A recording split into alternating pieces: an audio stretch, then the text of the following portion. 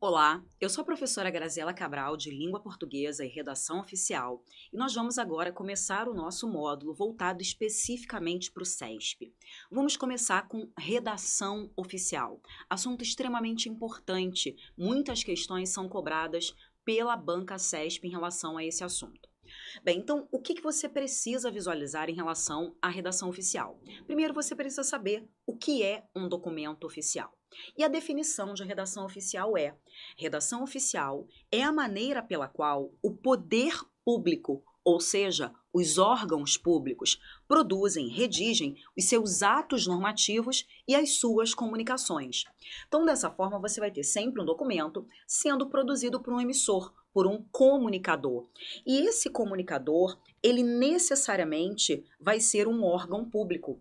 E você vai ter um receptor. Esse receptor, ele pode ser outro órgão público ou ainda um particular. Então, para que você tenha correspondência oficial, você precisa de um órgão público enviando um documento para outro órgão público ou para um particular. Poxa, Grazi, mas se o emissor for um particular, não é entendido como redação oficial. Beleza? A redação oficial é sempre emitido por um órgão público. Agora, eu preciso visualizar quais são as características de um documento oficial. Inicialmente, em relação à linguagem. Qual é a linguagem utilizada em um documento oficial? Necessariamente, um texto oficial ele precisa ser impessoal. Então, a linguagem precisa trazer essa impessoalidade. Tá, e o que é essa impessoalidade? Significa que o seu documento, ele não pode trazer opinião, marcas opinativas. Necessariamente, ele vai trabalhar com o quê? Com fato. Eu preciso trazer dados, eu preciso trazer fatos. Agora, essa impessoalidade nada tem a ver com a pessoa do seu verbo. O que importa é o conteúdo. O seu verbo, ele pode aparecer em primeira pessoa do singular, em primeira pessoa do plural, ele pode aparecer em terceira pessoa, desde que o conteúdo realmente não seja opinativo. Então, por exemplo, se você é um representante de um órgão público e você produz um documento dizendo: eu solicito que tais materiais sejam encaminhados. A solicitação ela está sendo feita? Sim. Por mais que o seu verbo apareça na primeira pessoa do singular, a solicitação ela é feita. Isso é um fato. Então, isso não compromete a impessoalidade do seu documento. Do mesmo modo, se você quisesse escrever: nós solicitamos que tais materiais sejam encaminhados. Também a solicitação foi feita. Eu posso colocar: solicita-se que tais documentos sejam encaminhados. Nenhum problema em fazer uso da primeira pessoa ou da terceira pessoa. O que você não pode fazer é trabalhar com juízo de valor.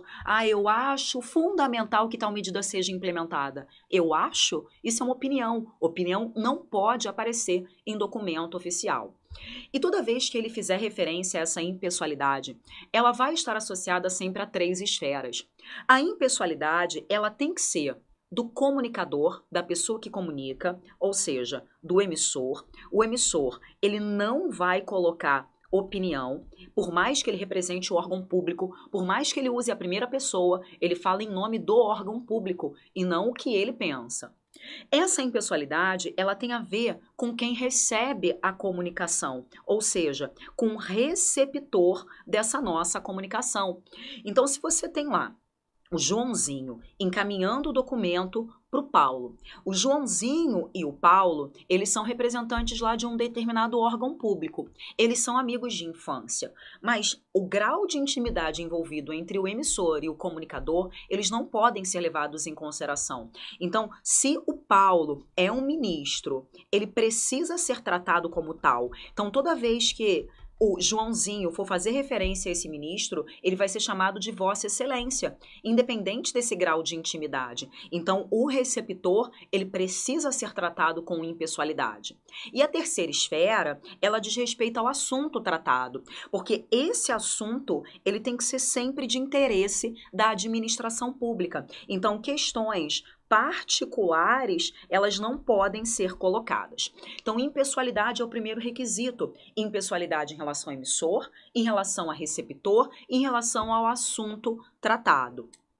Bem, uma outra característica da redação oficial diz respeito ao uso do padrão culto da linguagem. Todo texto oficial precisa respeitar o padrão culto. E dizer que você usa o padrão culto é o mesmo que dizer que você usa a norma culta. É o mesmo que dizer que você usa a norma padrão. E o que isso significa? Respeitar o padrão culto significa respeitar todas as regras gramaticais. Então, pensar na gramática mesmo, acentuação, crase, concordância, regência, ortografia, todas as regras gramaticais, elas precisam ser respeitadas. Agora, além de fazer uso dessas regras, você precisa trabalhar com um vocabulário que seja adequado. E esse vocabulário adequado é o vocabulário no sentido real, é o vocabulário que você encontra lá no seu dicionário, as palavras com sentido real. E esse vocabulário é o vocabulário comum ao conjunto de cidadãos, porque o objetivo é que qualquer correspondência oficial ela seja compreendida por qualquer cidadão. Então você precisa fazer uso desse vocabulário que seja comum ao conjunto de cidadãos. Significa que, dentro de uma correspondência oficial, você não pode fazer uso de gírias, você não pode fazer uso de regionalismos. Pensar em regionalismo é pensar em determinadas palavras que são características de determinadas regiões. Eu preciso pensar no Brasil como um todo, então eu preciso trabalhar com esse vocabulário que seja comum e não específico a determinadas áreas. Outra coisa, a questão da utilização do jargão técnico. O jargão técnico são os termos técnicos ligados a determinadas profissões. Por exemplo, você tem lá o jargão dos advogados, que é aquela linguagem característica do universo jurídico. Você tem a linguagem dos médicos, a linguagem dos engenheiros. Então, existem termos técnicos característicos para cada profissão. E esses jargões, eles devem ser evitados. Por que o manual diz eles devem ser evitados e não eles são proibidos? Porque determinadas expressões, elas não podem ser substituídas, você não tem um correspondente. Por exemplo, pensando no universo jurídico, você quer escrever lá habeas corpus. Você tem uma outra palavra, uma outra expressão que substitua habeas corpus? Não, eu tenho de fazer uso dessa expressão, não tem como substituir. Então, se houver necessidade de você colocar um termo técnico na sua correspondência oficial, você vai utilizar. É bom você evitar, mas se não tiver jeito, você usa. Mas se você fizer uso desse termo técnico, ele necessariamente vai aparecer seguido de uma explicação, porque senão ele vai ficar, o entendimento dele vai ficar restrito a determinados grupos. E aquela ideia de que qualquer cidadão deve ser capaz de compreender, tudo bem? Então, se você fizer uso de um termo técnico, ele precisa necessariamente ser seguido de uma explicação. Agora, existe uma expressão que é colocado no manual de redação da Presidência da República, que é padrão oficial de linguagem. Eu tenho que saber que dentro de um documento oficial, eu faço uso do padrão culto, que é sinônimo de norma culto, que é sinônimo de norma padrão, que significa respeitar as regras gramaticais e fazer uso desse vocabulário adequado. Só que em nenhum momento o manual ele estabelece para você palavras que devem ser utilizadas. É como se você tivesse lá um modelinho a ser seguido. Todo memorando tem que começar por determinadas palavras. Não, isso não existe. Não existe uma padronização em relação às palavras que você deve empregar. É isso que é chamado de padrão oficial de linguagem.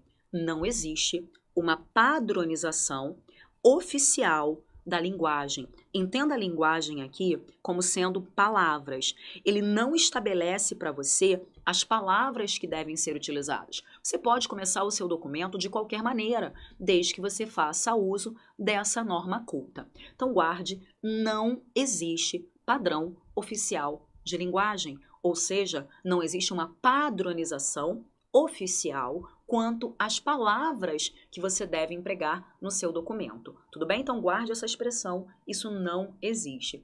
E até para você não esquecer, lembre que por muito tempo as cartas comerciais, né, elas começavam de uma determinada maneira.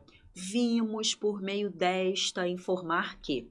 É como se toda carta comercial tivesse que começar com essas palavras. É como se houvesse essa padronização oficial de palavras. Então, em relação ao nosso manual, isso não existe, tá? Então, guarde, não existe padrão oficial de linguagem. Bem, além de respeitar a impessoalidade, além de respeitar o padrão culto, você precisa respeitar a formalidade. E pensar em formalidade é pensar em duas estruturas. Formalidade tem a ver com o tratamento formal. Você precisa ser formal nas suas correspondências oficiais.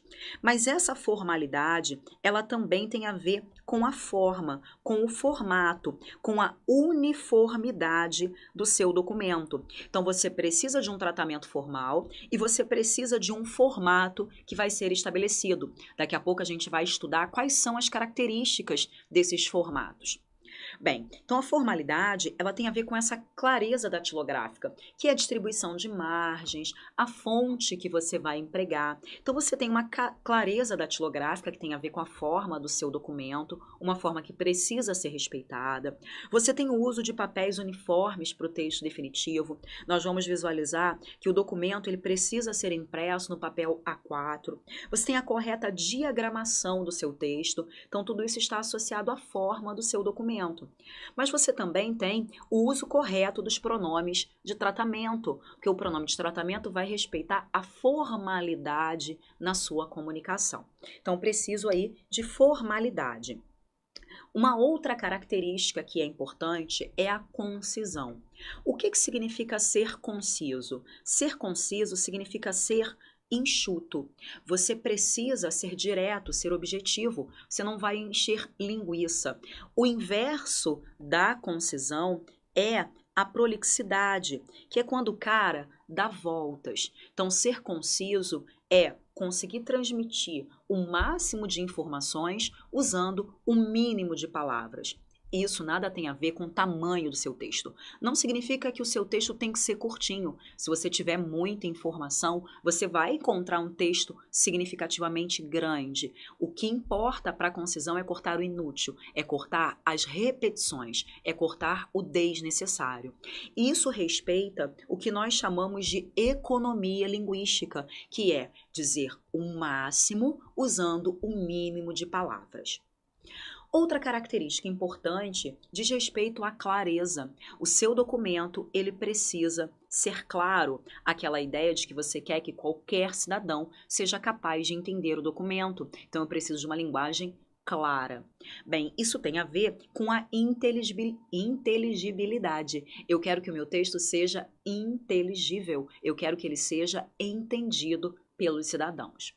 Bem, essas características iniciais que fazem referência à linguagem das suas correspondências oficiais, essas características, elas vêm de um artigo da Constituição, que é o artigo 37. Esse artigo 37, que fala sobre a administração pública, vai apresentar alguns princípios constitucionais, usando as palavras do manual. Lembrando que a gente estuda redação oficial de acordo com o Manual de Redação Oficial da Presidência da República, um manual que foi escrito em 2002. Então, todas essas informações são as informações constantes no nosso manual. E lá ele apresenta o artigo 37, que diz que a administração pública, direta, indireta ou fundacional, de qualquer um dos poderes da União, dos estados, do Distrito Federal e dos municípios, obedecerá aos princípios. Então, a administração pública, ela obedece a alguns princípios. Se uma correspondência oficial é a forma como o poder público produz os seus atos normativos e as suas comunicações, a redação oficial precisa estar pautada nesse artigo 37. E quais os princípios que norteiam a nossa administração pública? Eu tenho o princípio da legalidade, o princípio da impessoalidade, da moralidade, da publicidade e da eficiência. E desses princípios nós temos aí duas palavras fundamentais, o princípio da impessoalidade e o princípio da publicidade. Então, nós vimos que o nosso documento ele precisa ser impessoal e eu quero que qualquer cidadão tenha acesso a ele. Eu quero que qualquer cidadão entenda o meu documento, porque ele está pautado aqui nesse princípio constitucional, que é o princípio da publicidade. Bem, então essas são as características iniciais em relação à linguagem utilizada em qualquer documento oficial. Nós temos agora algumas questões do CESP que discutem essas características iniciais. Então vamos lá. A concisão é um princípio da redação oficial que tem por finalidade dar objetividade ao trabalho da administração pública. Se ser conciso é ser direto, significa que você está sendo o quê? Objetivo. Eu quero que um documento seja objetivo, seja direto. Então, isso está certo ou isso está errado? Está certo. Perfeito esse item. Agora, questão 2. O emprego de expressões como tenho a honra de solicitar a sua senhoria é indispensável, conforme o referido manual, como forma de cortesia nas correspondências oficiais. Se você tenta ser cortês, você está puxando o saco, você está trabalhando com a subjetividade e dessa forma você fere o princípio da impessoalidade, que diz que você não pode trabalhar com caráter opinativo. E dizer eu tenho a honra é trabalhar com opinião, com juízo de valor. Isso não pode aparecer em um documento oficial. Então, essas expressões, elas são indispensáveis? Não, elas são dispensáveis, elas não podem aparecer porque elas ferem o princípio da impessoalidade. O chaçaquismo não pode aparecer em um documento oficial. Questão 3. Atenderia às exigências da impessoalidade e da formalidade da correspondência oficial, além do emprego da norma padrão, a seguinte reescrita para o último parágrafo. Então, eu estou sendo impessoal, eu estou sendo formal, eu estou respeitando a norma padrão, eu estou respeitando a norma culta. Solicita-se. Então, isso é um fato, alguém está fazendo uma solicitação. Solicita-se que a confirmação do agendamento seja enviada o mais breve possível, a fim de que a data e o horário sejam informados aos funcionários deste órgão que participarão da visita. Então, eu estou fazendo uma solicitação, eu quero realmente essa confirmação o mais breve possível para que eu consiga dar a informação para os funcionários do meu órgão. Então, não tenho nenhum problema em relação a essa impessoalidade. A solicitação está sendo feita e eu trabalhei todas essas informações de uma forma bem direta, bem objetiva, respeitando também a formalidade de tratamento. Então, essa questão está certa. Isso atende aos requisitos de uma correspondência oficial. Questão 4. A impessoalidade, que é uma propriedade de textos oficiais, sim, não se confunde com uma forma de linguagem administrativa, caracterizada pela presença de expressões de jargão burocrático e por padrões arcaicos de construção de frase. Sim, ser impessoal não significa que você vai fazer uso de um jargão burocrático. Lembrando que o jargão burocrático, ele não é interessante em um documento oficial. E do mesmo modo, usar padrões arcaicos, formas arcaicas de construção, isso não é interessante em um documento oficial. Então, a impessoalidade, ela não está associada a jargão burocrático e a estruturas ultrapassadas, estruturas arcaicas. Então, a questão está o quê? Certa, a impessoalidade não se confunde com esses dois elementos. Questão 5. A forma e a linguagem empregadas no trecho a seguir são adequadas para figurar em uma comunicação oficial, cuja finalidade é enviar documentos solicitados por um expediente anterior. E aí a gente vai estudar mais à frente, sempre que alguém encaminha um documento solicitando alguma coisa, quando a pessoa vai responder a essa solicitação, ela precisa trazer informações em relação ao documento inicial. Então, digamos que eu pertenço ao setor X de um determinado órgão e eu vou solicitar alguma coisa a um setor Y. Hipoteticamente, o setor X está solicitando papel para o setor Y e o setor Y vai responder. Sempre que ele for responder, ele precisa fazer referência, menção ao documento inicial que solicitou o papel. Bem, agora, além do conteúdo, né, fazer referência ao documento inicial, esse meu documento precisa respeitar todas as características de um documento oficial. Eu preciso respeitar a norma culta, a impessoalidade, a concisão. Então, sempre que ele pedir para você avaliar se a passagem é adequada ou não, fique atento, porque às vezes você tem lá um defeitinho gramatical, um erro de vírgula, um erro de concordância, o que compromete aquele trecho. Então, vamos lá. Então, alguém solicitou e eu estou dando resposta. Em atenção ao memorando número 9, de 8 de abril de 2015. Tá vendo? Eu estou dando a resposta, eu começo o meu documento dizendo que eu estou respondendo a um determinado memorando. Encaminha-se para conhecimento e avaliação as planilhas com a previsão de gastos referentes à atualização do novo sistema operacional. Esta questão é extremamente maldosa, porque você tem a impressão de que nenhuma característica está sendo ferida. Agora, vamos relembrar aqui um aspecto gramatical. Existe um verbo chamado verbo transitivo direto. O verbo transitivo direto é um verbo que pede um complemento sem preposição. Então, quando eu digo isso aqui, viram os jogos. O verbo ver é quem vê alguma coisa. Observe que esse verbo ele precisa de um complemento sem preposição. E esse verbo ele é chamado de transitivo direto. E o verbo transitivo direto pede esse complemento sem preposição, que é chamado de objeto direto. Só que esse verbo transitivo direto, ele pode ganhar uma partícula C. Sempre que esse verbo ganhar essa partícula C, ela vai ser chamada de partícula apassivadora. E ao colocar essa partícula apassivadora, esse elemento que era o objeto direto, ele vai ser transformado no seu sujeito. Então, se eu coloco uma partícula C aqui, viram-se os jogos, esse verbo transitivo direto ganhou a partícula C, que vai ser a partícula passivadora. Dessa forma, o que era objeto direto vai passar a funcionar como seu sujeito. E sempre que você fizer isso, você precisa respeitar as regras de concordância, que diz que o verbo, as regras de concordância, elas dizem que o verbo precisa concordar com o quê? Com o sujeito. Então, se esse meu sujeito, os jogos, está no plural, isso tem que fazer com que o seu verbo fique no plural. Observe como essa questão é extremamente maldosa. Eu tenho aqui, ó, encaminha-se, esquece esse elemento que está entre vírgulas só para atrapalhar. Encaminha-se as planilhas com a previsão de gastos.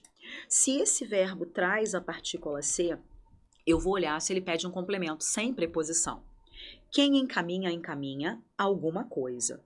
Eu estou encaminhando o quê? As planilhas. Eu tenho aqui um complemento que não traz preposição. O as não é preposição, o as é apenas um artigo. Então, significa que esse verbo encaminhar, ele é um verbo transitivo direto. E ele pede aqui um objeto direto. Só que o transitivo direto, ele trouxe o ser. Esse ser com verbo transitivo direto é sempre uma partícula passivadora. E ao colocar a partícula passivadora, você perde o objeto direto, porque o que era objeto direto, ele passa a funcionar como seu sujeito. Como seu sujeito às planilhas está no plural, isso tem que fazer com que o seu verbo fique no plural.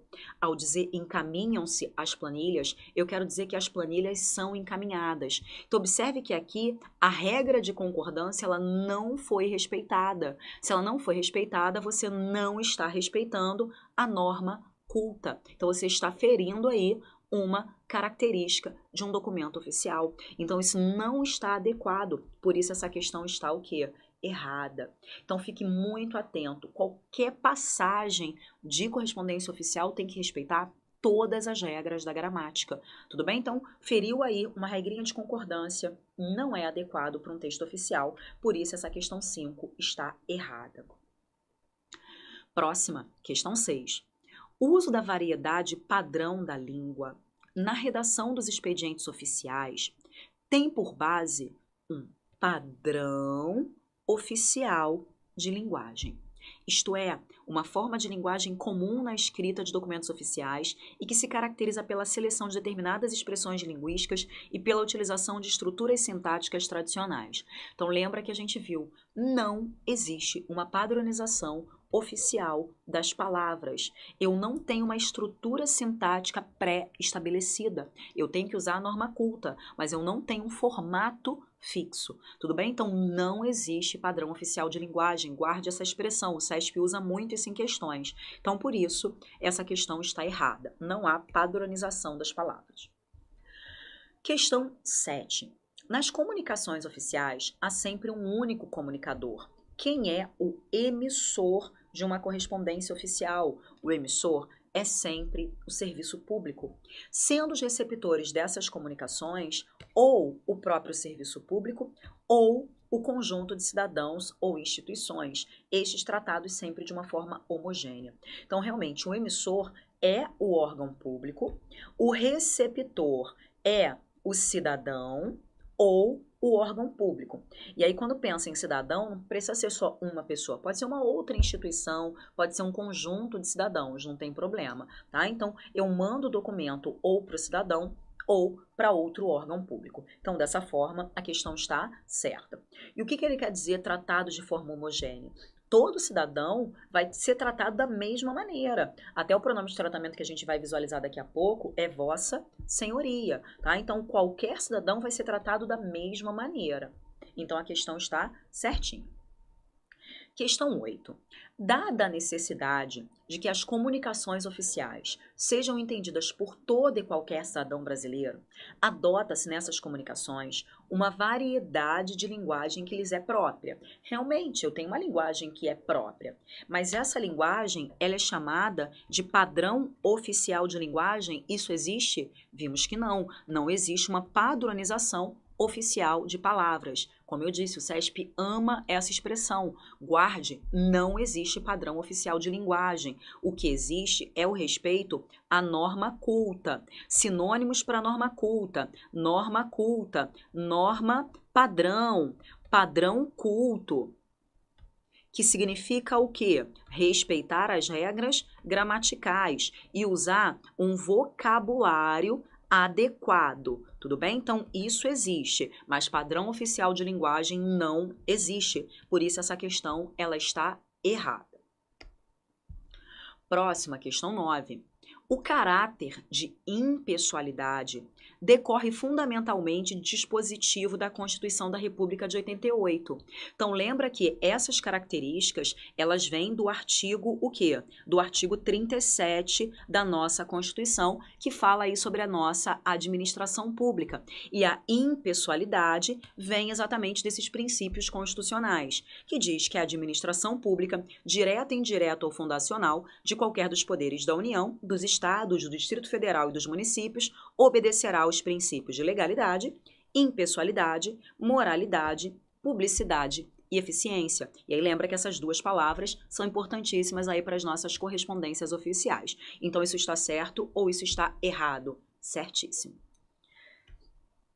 Bem, vamos agora observar o emprego dos nossos pronomes de tratamento. Os pronomes de tratamento, eles são importantes para que você respeite a formalidade nas suas comunicações. Em relação à concordância, você precisa visualizar que todo pronome de tratamento exige concordância sempre em que pessoa? Terceira pessoa do singular, terceira pessoa do plural. Então, se você encontra lá no seu documento Vossa Excelência, Vossa Senhoria, Vossa Magnificência, pronome de tratamento exige sempre concordância em terceira pessoa. Lembrando que a ideia da terceira pessoa é a ideia do ele, é a ideia do eles. Então, todos os verbos e todos os pronomes, eles precisam ser empregados em terceira pessoa. Então, eu vou dizer, Vossa Excelência enviou ou enviastes? Verbo em terceira pessoa. Eu enviei, tu enviaste, ele enviou. Então, eu faço Vossa Excelência enviou. Enviou o teu, o seu ou o vosso relatório.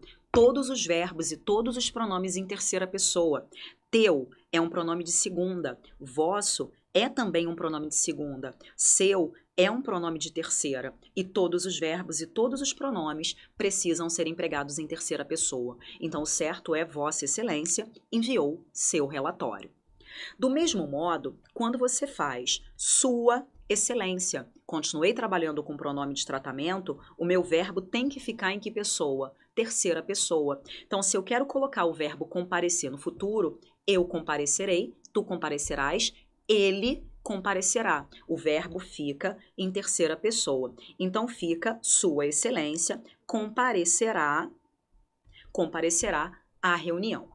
Agora, observe que na primeira construção eu empreguei Vossa Excelência e na segunda construção eu empreguei Sua Excelência. Isso pode ser feito dentro do próprio pronome. Do lado de fora, jamais. Do lado de fora, você vai trabalhar sempre com a terceira pessoa. Qual é a diferença de usar Vossa Excelência ou Sua Excelência? Você vai empregar o vossa toda vez que você falar com a pessoa. E você vai usar o sua toda vez que você falar da pessoa. Então, para todos os pronomes de tratamento, você pode fazer isso. Então, eu posso fazer Vossa Senhoria, Sua Senhoria, Vossa Magnificência, Sua Magnificência, Vossa Alteza, Sua Alteza. Então, se eu digo Vossa Excelência, então, digamos que eu estivesse conversando com você, você é um juiz. O juiz precisa ser tratado por Vossa Excelência. Então, se eu falo com você, eu tenho que dizer Vossa Excelência enviou seu relatório. Agora, se nós estamos conversando e nós vamos falar sobre o juiz, então estou conversando com você e vou fazer um comentário em relação ao juiz. Eu vou dizer o quê? A Sua Excelência comparecerá à reunião. Então, dentro do pronome, uso vossa se você fala com a pessoa, se você se dirige a ela, e uso sua se você fala dela, se você fala sobre ela. Tudo bem?